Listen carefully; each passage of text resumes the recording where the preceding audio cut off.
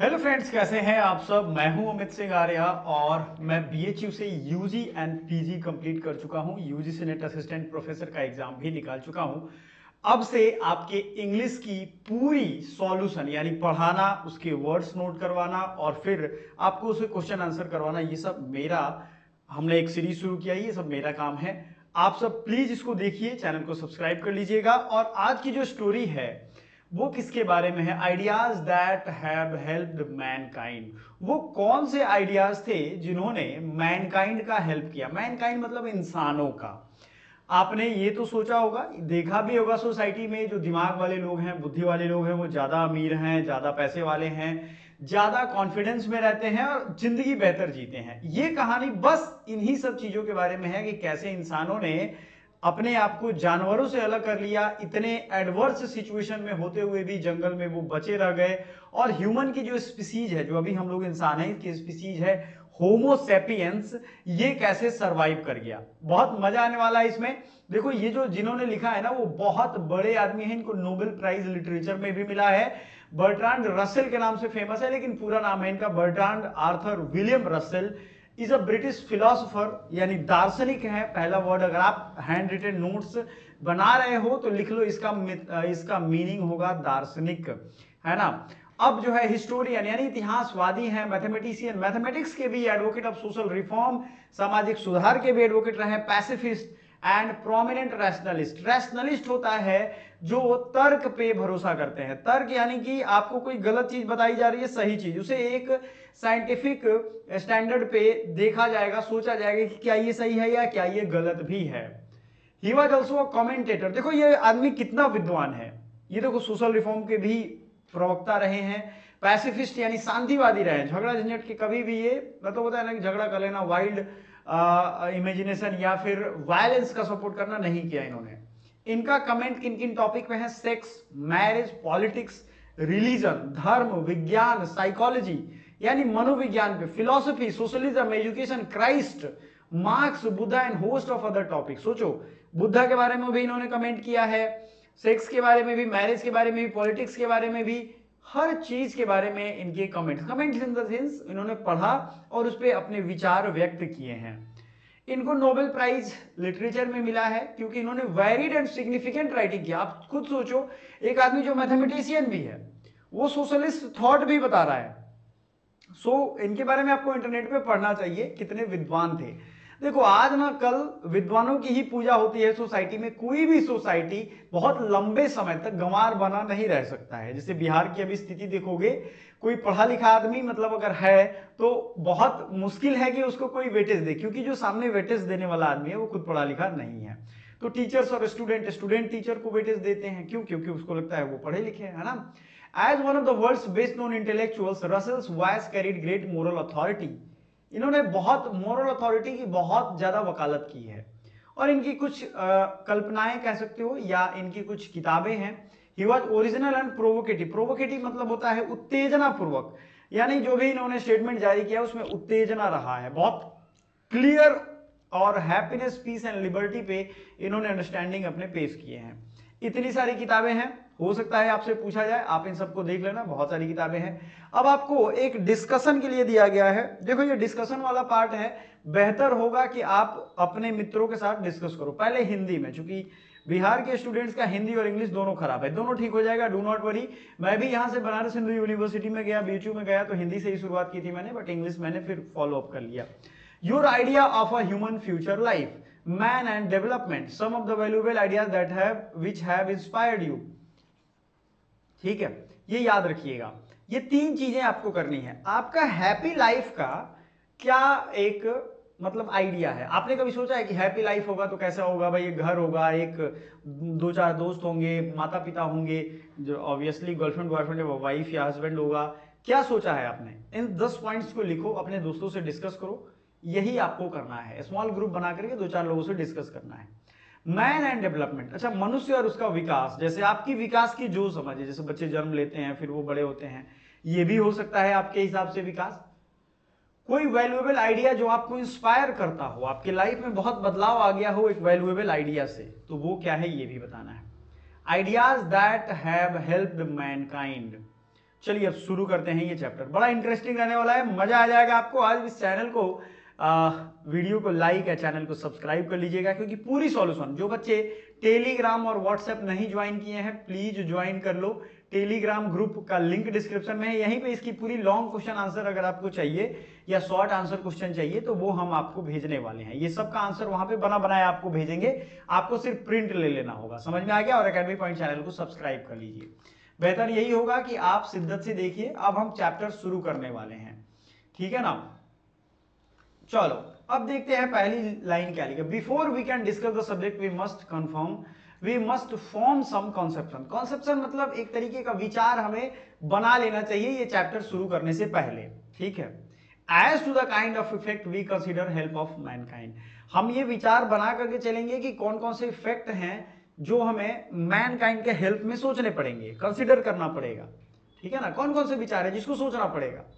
Are mankind helped when they become more numerous. क्या आपको लगता है कि इंसान ज्यादा संख्या में हो गए, ये बात, इंसान की संख्या बढ़ गई, इसने हेल्प किया?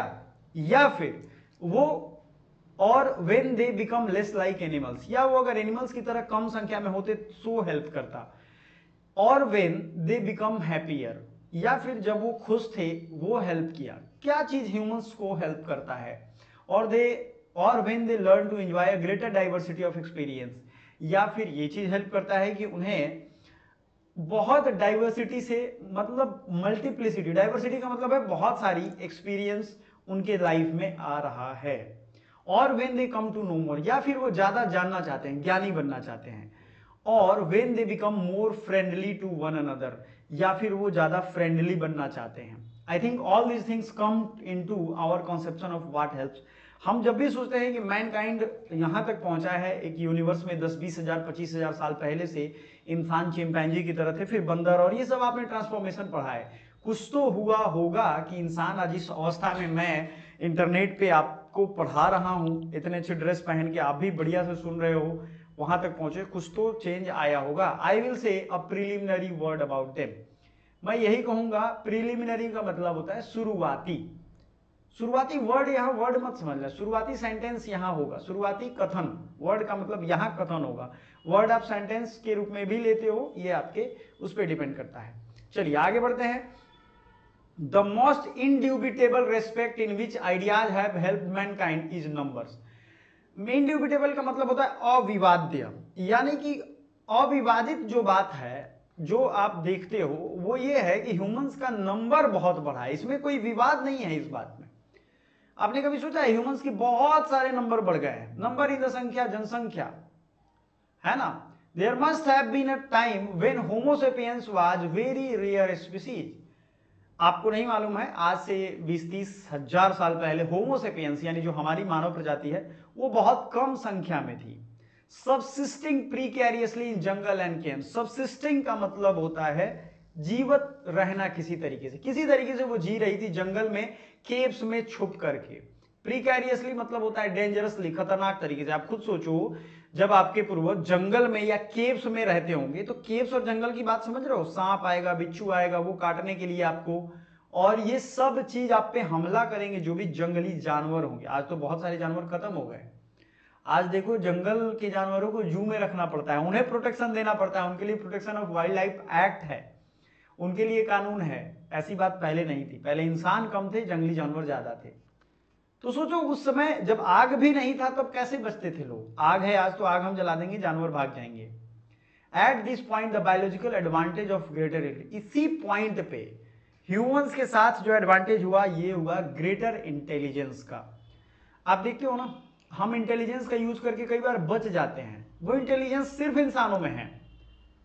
आपने देखो, आप रोड पे आप कुत्ते को देखे दौड़ने लगे, वो आपको दौड़ा लेगा, लेकिन आपने वहां बुद्धि इस्तेमाल किया। अगर आप दौड़ भी रहे हो, आप स्लो होकर के रुक जाओगे, कुत्ता वहां रुक जाएगा, आपको नहीं काटेगा। ये क्या है? ये बुद्धि है, इंटेलिजेंस है। Which was cumulative because it could be handed from one two one generation. अच्छा, आपने कभी ये सोचा है जो हमारे पास इंटेलिजेंस है वो नेक्स्ट जनरेशन में चला ही जाता है? यही कह रहा है कि जनरेशन टू जनरेशन ये इंटेलिजेंस जो है वो जमा होता गया और एक जनरेशन से दूसरे जनरेशन में चला गया। Scarcely began to overweigh the disadvantage of his long infancy. अब इस चीज के ओवरवे को, यानी इस चीज के भार को उसने कम भी कर दिया, डिसएडवांटेज को नहीं आने दिया। जैसे मान लो मनुष्य के जो बच्चे होते हैं वो काफी लंबे समय तक इन्फेंट रहता है। आपने कभी कुत्ते के बच्चे को देखा होगा, वो जल्दी बड़े हो जाते हैं, 1 साल में वो बड़े हो जाएंगे, लेकिन 1 साल में इंसान का बच्चा मुश्किल से चल पाता है। तो ये तो हमारे लिए डिसएडवांटेज हो गया, लेकिन इंटेलिजेंस ने इसको भी ओवरकम किया है। हिज रिसेंट एजिलिटी, अब आप बंदरों को देखो, बंदर कितनी जल्दी कूदते हैं, लेकिन उसके बावजूद भी इंसान इनसे अलग हैं, इनसे ऊपर हैं। His lack of hirsute protection against cold. अच्छा, इंसान जब शुरू में थे तो कोल्ड से बचने के बाद इनके पास कोई भी उपाय नहीं था। अब हर्स्यूट मतलब समझो बाल वाला कोई, अगर मतलब हर्स्यूट का मतलब था बाल टाइप या बाल वाला, बाल या फर का कोई कपड़ा भी इंसानों के पास नहीं था। पहले कोई जानवर मर गया, उसकी खाल ओढ़ के लोग जिंदा रहते थे, लेकिन ये सबके पास नहीं था, है ना। इन दोज डेज, उन दिनों, number of main must certainly have very small. उन दिनों में जो मेन थे यानी मनुष्य था, उसका संख्या बहुत कम था। The main use to which throughout the ages men have put their technical skill has been increase the total population. अब यहीं पे मनुष्य का टेक्निकल स्किल काम आया और उन्होंने टाइम रहते अपना जनसंख्या बढ़ा लिया। I do not mean that this was the intention. इनका ये राइटर का कहना है कि मेरा ये कहना नहीं है कि ये इंटेंशन था, इरादा था, but it was in fact the effect. लेकिन ऐसा हुआ, वाकई में हुआ। If this is something to rejoice in, ये कुछ ऐसा है जिसमें मजे वाली बात है, then we have occasion to rejoice. अगर आपको लग रहा है कि हमारी संख्या बढ़ गई और हम बच गए, हम दुनिया में राज करने लगे, तो वाकई में रिजवाइस मतलब आनंद मनाने की बात है। सो मेरे प्यारे students, please like and subscribe. इसलिए कह रहा हूं कि आपको सारा कुछ यहाँ पे मिलने लगेगा। अब आते हैं, we have also become in certain respects progressively less like animals. I can think in particular of 2 respect. First, that acquired as opposed to congenital skill play a continually increasing part in human life। अब समझ आता हूं मैं आपको यहाँ क्या है।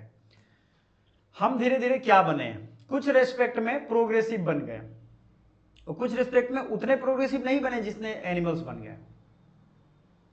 अब I can play a continually increasing part of human life। Secondly, the assuming more and more dominates impulse। इंसानों में कुछ चीजें इंपल्स डोमिनेट करते लगी और कुछ जानवरों में, ठीक है। अब याद रखना, इंसानों में इंपल्स आने लगा तो वो जानवरों की एक हैबिट है, ठीक है ना। जैसे मैं अगर कहूं कुछ हमारे में गुण आए जो अक्वायर किया, हमने स्थिति को देखते हुए अक्वायर किया, कुछ कंजेनाइटल यानी जन्म से ही हमारे पास है ना, ये चीजें। Second, that assuming more and more dominates impulse। अगर दूसरे को हम assume करें dominate impulse, in this respect we have certainly become more progressively less like animals। अभी इसका एग्जाम्पल वो आगे देंगे। इस रेस्पेक्ट में हम एनिमल से कम प्रोग्रेस किए हैं। इंपल्स देखो, इंपल्स का मतलब होता है जानवरों में ज्यादा इंपल्स होता है, आप समझिएगा इस चीज को। वो कि उसको भूख लगी है, वो बिना सोचे समझे किसी को मार देगा, लेकिन इंसान सोचते हैं कि नहीं यार, अभी थोड़ी इंसान को थोड़ी मार के खाएंगे, कितना भी भूख लगा हो, है कि नहीं है। यही चीज है। As to happiness I am not sure. खुशी या आनंद के बारे में, हैप्पीनेस के बारे में ये श्योर नहीं है। अच्छा, ये इंसानों ने इतने प्रोग्रेस किए, क्या ये उनको खुशी भी मिला, इसके बारे में ये अपना थॉट बताते हैं। I am not sure birds it is true die of hunger in large number. आपको मालूम होगा ना, बर्ड्स पहले भूखमरी से मर जाती थी। विंटर्स में they are not bird of passage. During the winter if they are not bird of passage, अगर वो पासेज, बर्ड ऑफ पासेज का मतलब है वो माइग्रेट नहीं करती हैं, तो वो विंटर के दिनों में भूखमरी से मर जाती हैं। ये आज भी होता है, but during the summer they do not foresee the catastrophe. लेकिन गर्मी में उनको ये आपदा नहीं दिखाई देती है, ठंडियों में ही ये होता है। और remember how nearly it बीफेल them in previous winter. और गर्मियों में उन्हें ये भी याद नहीं रहता है कि पिछले विंटर में वो कितनी संख्या में मारी गई थी, ठीक है। ये बर्ड्स का एग्जांपल है। With human beings the matter is otherwise. मानव के साथ ये मैटर अलग है, ठीक है। मुझे अंडरलाइन करने की जरूरत तो नहीं है, मैं इसे अंडरलाइन करके पढ़ा दूं क्या। I dot whether the percentage of birds that will have died of hunger during present winter. ये 1940-47 की एक डेटा देते हैं। इन्होंने कहा कि जितने बर्ड्स मरे हैं 1940-47 के विंटर में, ये इंसानों के मरने से बहुत ही ज्यादा है। सेंट्रल यूरोप या आप इंडिया में जितने इंसान मरे हैं उससे बहुत ज्यादा है। But every human death by starvation यानी भूखमरी, by a long period of anxiety surrounded by corresponding anxiety of neighbours. लेकिन एक डेथ जो है ह्यूमन का, जो भूखमरी से हुआ है, ये लॉन्ग पीरियड ऑफ एंजाइटी यानी एंजाइटी की वजह से हुआ है। और अगल बगल की एंजाइटी 1946-47 का दौर जो है ना बहुत खून खराबा था, भारत भी आजाद हुआ था, बहुत लोग इसमें मरे थे, सब लोग लूटने खसोटने में लगे थे।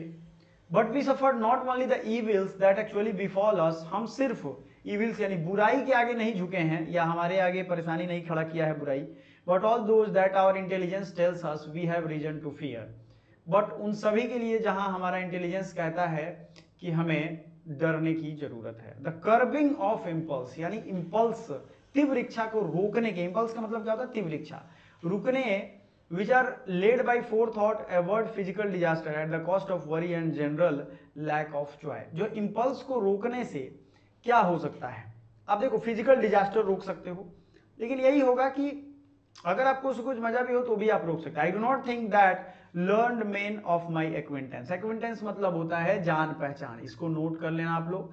मेरे जान पहचान के लोग जब वे सिक्योर इनकम एंजॉय कर रहे हैं, खुश हैं, उसी टाइम एक माइस यानी एक छोटा चूहा जो टेबल का क्रम्स है, क्रम्स मतलब बचे हुए खाने है ना, उसको खा करके वो खुश रहता है। तो आप सोचो कि आप इतना कुछ अचीव करके सिक्योर इनकम होने के बावजूद भी आप खुश रहते हो, और एक छोटा सा चूहा जो क्या करता है, आपके बचे हुए खाना खाता है।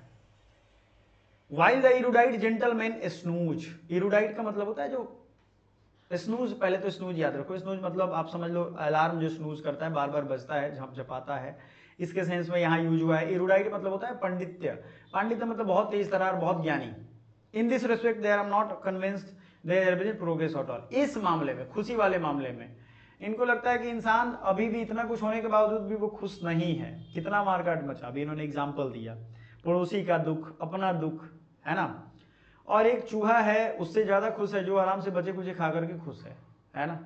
तो इनको लगता है कि इंसानों ने इस मामले में अभी भी प्रोग्रेस नहीं किया है। As to diversity of enjoyments, diversity मतलब मल्टीफेसेटेड, बहुत सारे। However, the matter is otherwise, the matter जो है वो otherwise है। I remember reading an account of some lions, मुझे याद है मैंने कुछ लायंस के बारे में पढ़ा था, who were taken to movie showing, जिसको मूवी दिखाने ले गया, successful depredation of lions in a wild state, जिसमें उसको दिखाया गया। डिप्रीडेशंस का मतलब लिख लीजिएगा। एक चीज और, इस किताब में भी आप यहाँ जाओगे नीचे तो आपको मीनिंग दिखाई दे देगा। डिप्रीडेशन मतलब डिस्ट्रक्शन। उस लायन को ये दिखाया जा रहा था, ठीक है ना, ध्यान से देखिएगा, फिल्म दिखाई जा रही थी उसको, पढ़िए इस स्टेट को जरा।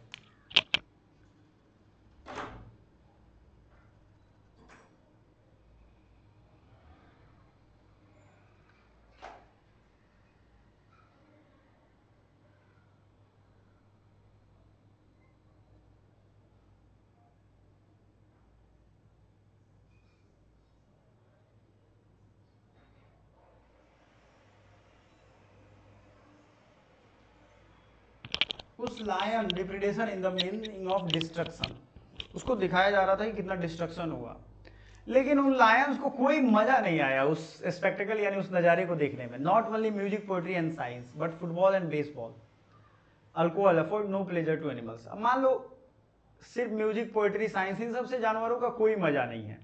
बेसबॉल, फुटबॉल कुछ भी दो, उनको कोई मजा नहीं आता है जानवरों को। Our intelligence has therefore certainly enable us to get a much greater variety of enjoyment। तो अब जानवरों को तो मजा नहीं आया, लेकिन हमारे इंटेलिजेंस ने इन सब चीजों में मजा ढूंढा है, आनंद ढूंढा है।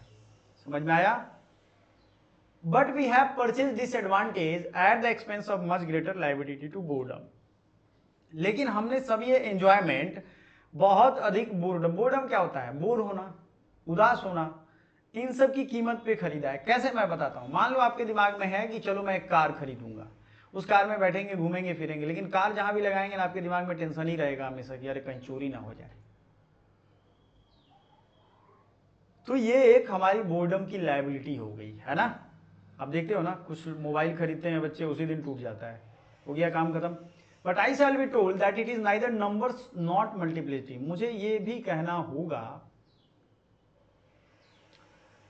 ना ये नंबर की बात है ना गुणात्मक नंबर की बात है। Of pleasures that make glory of mind, मतलब ना ये खुशी की, प्लेजर्स मतलब आनंद का, मल्टीप्लिसिटी का बात है, ठीक है ना। It is his intellectual and moral quality, ये इंटेलेक्चुअल एंड मोरल क्वालिटी है। It is obvious that we know more than animals do and it's common to consider this one of our advantage. ये तो आप जानते हो कि हम animals से ज़्यादा जानते हैं और यही हमारा एडवांटेज भी है, इंटेलेक्चुअल एंड मोरल क्वालिटी ही है हमारा. Whether it is in fact an advantage may be doubted, ये भी एक फैक्ट है, इसको डाउट किया जा सकता है, but at any rate it is something distinguishing out from the brutes. लेकिन हमारा इंटेलिजेंस, ज्ञान, नॉलेज, यही सब ब्रूट्स यानी असभ्य लोगों से हमें अलग करता है. चलिए, ट्रू फॉल्स है. वीडियो पॉज करिए. जो भी स्टूडेंट इस ट्रू फॉल्स का आंसर कर देगा पूरा सही सही, चलो हम आपको एग्जांपल देते हैं. 9 है ना, 9 में से अगर आपने 6 सही कर दिए तो आपको इस पूरे किताब का आंसर सीट फ्री में दिया जाएगा, ठीक है ना, लेकिन आपको सही करना है. His civilisation taught us to be more friendly towards another. इस सॉरी हिज नहीं, हैज सिविलाइजेशन, क्या ये सभ्यता ने हमें एक दूसरे के लिए या एक दूसरे के साथ मोर फ्रेंडली बनना नहीं सिखाया. The answer is easy, answer बहुत इजी है. Robins the English. अच्छा, इसमें 2 पक्षियों का एग्जाम्पल है, 2 नहीं, एक ही है सिर्फ. रॉबिन्स एक पक्षी होता है, अमेरिकन रॉबिन्स की बात हो रही है, ठीक है, ये अमेरिकन स्पीसीज है. अब अमेरिका की बात हो, ये सोचो, अमेरिकन रॉबिन्स उसे कहते हैं. रॉबिन्स की खासियत होती है कि जो उसमें बूढ़े लोग हो जाते हैं उसके मतलब ग्रुप में, उनको वो मतलब उनको मार देते हैं अपने चोंच से खोद खोद के, उनको घायल करके वो मार देते हैं. और इंसान क्या करते हैं भाई, वही आगे लाइन में लिखा, where is the men not American species give an elderly man old age pension. ये इंग्लिश स्पीसीज है, ठीक है, वहाँ ओल्ड एज पेंशन देकर के उनको हटा दिया जाता है. मैंने तो कई बार यूट्यूब पे देखा है, कुछ बूढ़े माँ बाप को लोग बाइक से चल के उसका मोटरी और सामान धक्का मार के गिरा दे रहे हैं और छोड़ के चले जा रहे हैं कहीं. वृंदावन में कितने लोग जा कर के बूढ़े हो गए और वहीं पे अपने अंतिम समय का इंतजार कर रहे हैं. इंसानियत के लिए ये सोचने वाली बात है कि क्या हो गया है. Within the herd we are more friendly to each other than are many species of animals. अब जब हम हर्ड मतलब झुंड में है तो एक साथ रहते हैं, ठीक है, एनिमल्स की तरह. But in our attitude towards those outside the herd, in spite of all that has been done by moralist and religious teachers, ferocious as those of any animals. लेकिन जैसे ही हम हर्ड के बाहर निकलते हैं, या मान लो हम हर्ड में हैं, सबके साथ रहते हैं, लेकिन आप देखो सोसाइटी में सब एक दूसरे को नीचे गिराने में लगे हुए, केकड़ों वाली स्थिति है. यही चीज यहाँ भी कही जा रही है. हर्ड से बाहर सोच जो हमारी है वो जानवरों जैसी ही है कि सबको हम मार के खुद राज करें, खुद आराम करें, खुद ले लें सब, यही चीज है. And our intelligence enables us to give them scope, और हमारा इंटेलिजेंस इसको स्कोप के रूप में करता भी है, which is denied even the most savage beast, जो कि एक बीस्ट को डिनाई यानी इनकार किया गया है. इनमें इट मे बी होप्ड दो नॉट वेरी कॉन्फिडेंटली. ये अनुमान यानी होप्ड का मतलब आशा किया गया, बहुत कॉन्फिडेंस से नहीं, that the more human attitude will be in time come to prevail. जो हमारा ह्यूमन एटीट्यूड है वो फिर से उसमें प्रीवेल यानी छा जाएगा. But so far women's are not very propitious. अब यहाँ 2 चीज है. ह्यूमेन का मतलब क्या होता है? ह्यूमेन मतलब दयालु होता है. प्रोपिशियस मतलब क्या होगा, बताइए जल्दी से.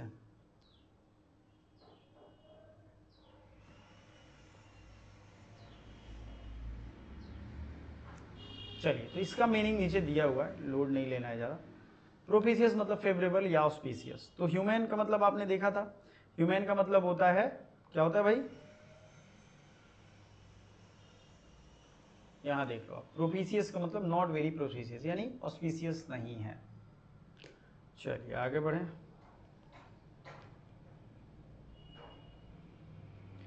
All these different elements must be borne in mind in considering what ideas does most to help mankind. इन्हीं सब के बीच में याद रखना कि एक आइडियाज है जो हमेशा हेल्प करता रहता है. The ideas with which we shall be concern may be broadly divided. अब उन्होंने 2 पार्ट में इसको डिवाइड कर दिया है. एक जो नॉलेज एंड टेक्निक को मतलब नॉलेज एंड टेक्निक है जो बढ़ावा देता है, दूसरा मोरल्स एंड पॉलिटिक्स वाला पार्ट है, यानी मोरालिटी एंड पॉलिटिक्स का पार्ट है जिसमें इसको बढ़ावा दिया है. I will treat first those that have to do with knowledge and technique. मैं पहले वाले को ज़्यादा तवज्जो दूंगा. राइटर ने कहा है कि मैं नॉलेज एंड टेक्निक को ज़्यादा तवज्जो देता हूँ, ठीक है. आगे बढ़ते हैं. The most important and difficult steps were taken before the dawn of history. सबसे मुश्किल स्टेप और सबसे महत्वपूर्ण स्टेप लिया गया हिस्ट्री की शुरुआत से पहले। वो क्या था? जब लैंग्वेज भी नहीं जाना जाता था। But we may be pretty certain that it began very gradually. फिर लैंग्वेज आया धीरे धीरे। Without it would have been very difficult to hand on from generation to generation, invention and discovery. अच्छा, मान लो किसी चीज़ की अगर लैंग्वेज नहीं होती तो हम किसी को कोई चीज़ बताते, जैसे आग का आविष्कार हुआ, तो बाकी मनुष्यों में ये बात कैसे फैलाते कि आविष्कार आग का हो गया, है कि नहीं बात? सोचो, पत्थर से पहले ऐसे घिस घिस के, हम लोग छोटे थे तो याद होगा, गिट्टी गिरता था किसी का तो दो गिट्टी बड़े बड़े को चुनकर ऐसे चिंगारी निकालते थे, क्योंकि बिहार में पहले लाइट रहती नहीं थी तो अंधेरा हो जाता था हर तरफ, तो चिंगारी क्लियरली दिखता था। उस चक्कर में कई बार हाथ भी पिस जाता था, चोट लग जाता था। तो ये ध्यान रखिएगा। अनदर ग्रेट स्टेप विच में कम, ये डिस्कवरी लैंग्वेज के थ्रू एक जनरेशन से दूसरे जनरेशन जाता गया। दूसरा स्टेप था जो लैंग्वेज के जन्म से भी बिगिनिंग से पहले था, यूटिलाइजेशन ऑफ फायर। अब ये यूटिलाइजेशन फायर का इन्होंने बड़ा अच्छा एक एग्जांपल दिया है।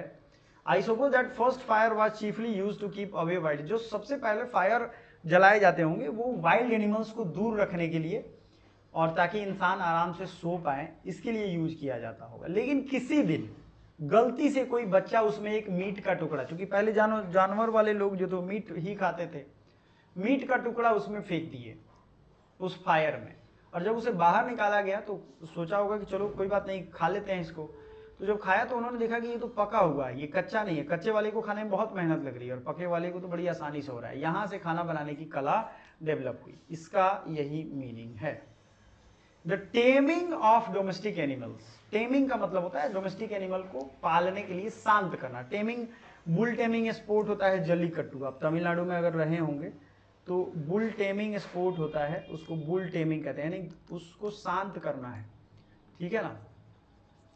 अब यहाँ एक बड़ा मस्त चीज होगा, जो जब लोग पालने लगे जानवरों को, तो जो काऊ एंड शिप यानी जो गाय और भेड़ को पालते थे, उनका जीवन ज़्यादा प्लीजेंटर था, यानी ज़्यादा वो मज़े में आराम से रहते थे। क्यों? क्योंकि गाय से दूध मिल गया, भेड़ से दूध मिल गया, भेड़ का कपड़ा भी इस्तेमाल होने लगा, भेड़ को मार के आखिर में मीट भी खाए जा सकते थे।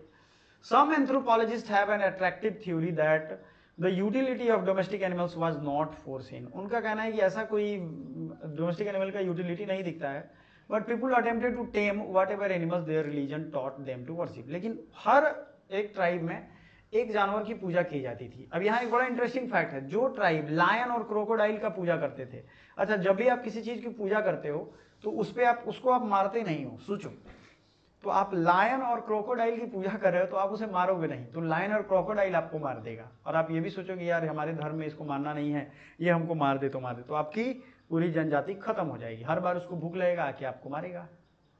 लेकिन उन्हीं में से जो कुछ लोग थे, while those to whom the cow और the sheep was a sacred animal prospered. जो काऊ और शिप के पूजा करते थे वो प्रॉस्पर हुए इस चीज में। I like this theory and in entire absence of evidence. ये भले ही इसका कोई सबूत नहीं है इस थियरी का, लेकिन ये मुझे ठीक लग रहा है, अच्छा लग रहा है। आई लाइक दिस मतलब मैं इसे पसंद कर रहा हूँ। फॉर और against it I feel a liberty to play with it. मतलब एविडेंस नहीं है, ना इसके विरोध में ना इसके सपोर्ट में, लेकिन ये लिबर्टी मुझे फील कराता है जानने का। Even more important than the domestic animals. अब इससे भी पहले, इससे भी जरूरी, डोमेस्टिकेशन यानी पालतू बनाना जानवरों से पहले, इन्वेंशन ऑफ एग्रीकल्चर, जो खेती की पद्धति शुरू का इन्वेंशन यानी ईजाद किया गया, which however introduced bloodthirsty practice. अच्छा, जब खेती नहीं होती थी, जमीन उर्वरक नहीं रहता था, तो क्या क्या करते थे, देखो आपको यहाँ मिलेगा। उनका मानना था कि इसको ब्लड थर्स्टी हो गई, यानी इसको हम बलि चढ़ा देंगे तो हमारी जमीन उपजाऊ हो जाएगी। तो fertility rites tended to involve human sacrifice. ये भी हुआ है पूरी दुनिया में। फर्टिलिटी बढ़ाने के लिए ह्यूमन सेक्रीफाइस यानी मानव बलि दिया गया। कैनिबलिज्म, कैनिबलिज्म का मतलब भी होता है कि उसको बलि देना।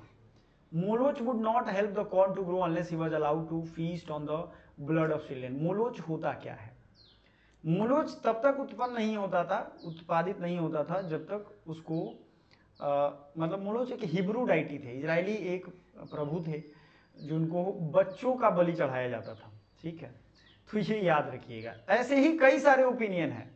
जो इवेंजेलिकल्स यानी जो क्रिश्चियन कम्युनिटी था, उनमें एक ग्रुप होता है मैनचेस्टर में दुनिया का सबसे बड़ा कपड़े का कारखाना था, तो उनका मानना था कि 6 साल से कम के बच्चों को है ना, या 6 साल के बच्चों को मशीन के अंदर घुसा करके 12-14 घंटे काम करवाओ, अगर वो मर जाएंगे तो वो फैक्ट्री चल पड़ेगा, है ना। एक एक दिन में 12 से 14 घंटे बच्चे काम करते थे उसमें, और वो उनका टारगेट था कि ये मर जाए तो इसका बलि चढ़ जाएगा। इंडस्ट्रियलिज्म फिर फ्लरिश होने लगा, और जिसमें से मैक्सिमम मर जाते थे। It has now been discovered that the grain will grow, cotton goods can be manufactured without being watered by, अब जा करके ये बातें पता चली हैं,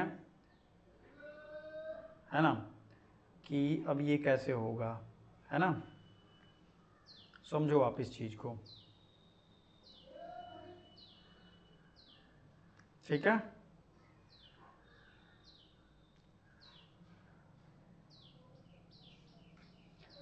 याद रखिएगा, अब जाकर के ये ब्लड ऑफ इन्फेंट्स यानी शिशु की ब्लड की जरूरत नहीं है। In the case of grain the discovery took thousands of years, in the case of cotton goods hardly a century, so perhaps there is some evidence progress in the world. तो ये सब चीज़ें धीरे धीरे खत्म हो गई। उसके बाद सब कुछ डेवलप होना शुरू हुआ, लोगों की सोच बदले, है ना। Next, the last of the great prehistoric inventions was the art of writing. सबसे आखिरी का जो इन्वेंशन, ग्रेट इन्वेंशन था, वो था राइटिंग यानी लिखना। आपने सिंधु घाटी सभ्यता, मैंने देखा है, मैं बीएचयू में था तो सारनाथ में गया था घूमने, क हम लोग लिखते हैं ना क ऐसे, तो गुप्ता और मौर्य की लिपि वहां लगी हुई, तो मौर्य काल में क ऐसे लिखते थे, और देखो धीरे धीरे क ऐसे डेवलप हो गया, यही चीज। और ये आपको दिखेगा कैसे डेवलप हुआ है, तो क ऐसे लिखा जाता था। बड़ा इंटरेस्टिंग है ये, कई सारे वर्ड आज भी उस सेम स्थिति में मिलते हैं। तो ये भी एक बहुत बड़ा राइटिंग इन्वेंशन था, which was Indies a pre requisite of history. Writing like speech develop gradually, writing भी धीरे धीरे विकसित हुआ, ग्रेजुअली यानी धीरे धीरे एक एक करके डेवलप हुआ। In the form of picture design to convey a message, it was probably as old as speech. पहले पिक्चर के रूप में इसको कन्वे किया जाता था, ठीक है, आपने देखा होगा पिक्चर के रूप में, ठीक है ना।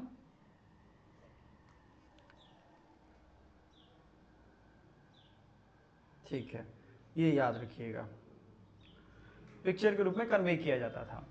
Picture syllable writing and thence to the alphabet was a very slow evolution in the China, the last step was never taken. और इन्होंने फिर इससे बदला हुआ, उस समय की बात है, अल्फाबेट बड़ी स्लोली ABCD, और चाइना में अभी देखोगे वो लोग ऐसे करके लिखते हैं, ऐसे ऐसे ऐसे करके, तो उनका अल्फाबेट अभी भी डेवलप नहीं हुआ है, उन्होंने उसी के हिसाब से अपने आप को कर लिया, तो वही बात कही जा रही है।